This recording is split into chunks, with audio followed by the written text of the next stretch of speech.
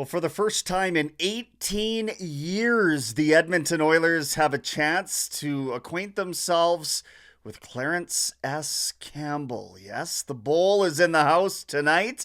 Let's get you a pregame meal ahead of Game 6 of the Western Conference Final. For a second straight season, the Florida Panthers find themselves in the company of the Prince of Wales as the Eastern Conference champions.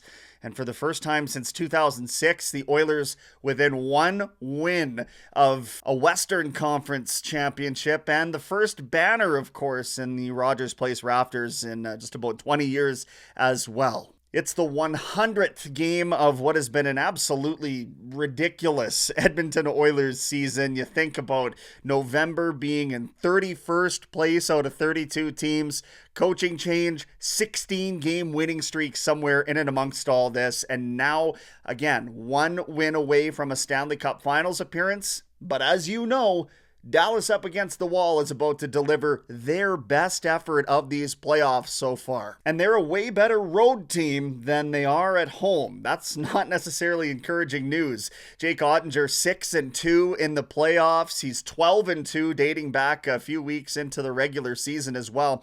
That's all on the road. So this team can certainly simplify, I would suggest, the brand of hockey that they play.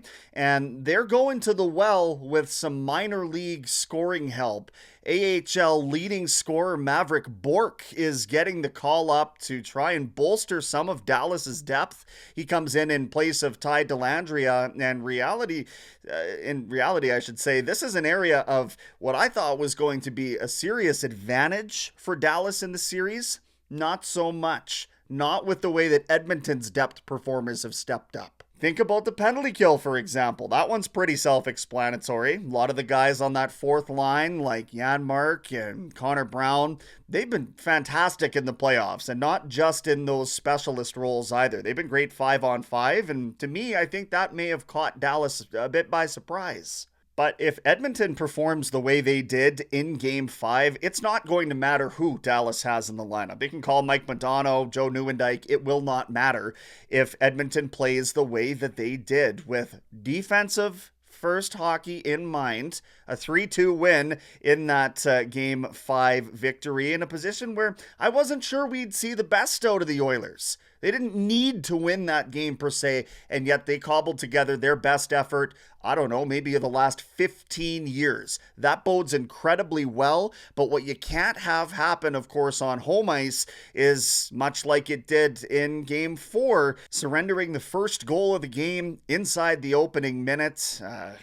Don't let the crowd get silenced. In between the pipes, Stuart Skinner is 3-0 in clinching games thus far in his career. So facing that situation tonight could join Jordan Binnington as the only goalies to go 4-0 in that same situation. And for all the scrutiny, I would suggest that Skinner's taken over the playoffs. I think that would be a serious push for his confidence. Edmonton's confidence as a whole, I think we've seen grow and extrapolate on some of the things that they've done in this very playoff run. We talk about a lot of the growth year over year, but I think what we've seen now is the growth even within this particular playoff rendition, the 2024 group.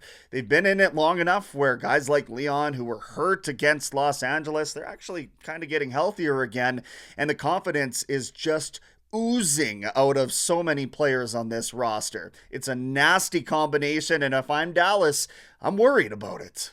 Regardless of the outcome tonight, incredible to think that Edmonton now has 2 kicks at the can to ultimately nudge this one across the finish line, get themselves back into the big dance for the first time since 2006. Nostalgia's going wild. The city of Edmonton is going absolutely crazy, and I can't wait to see what that would look like. If they can get the job done tonight, the puck will drop just after 6 o'clock on 6:30, Chad.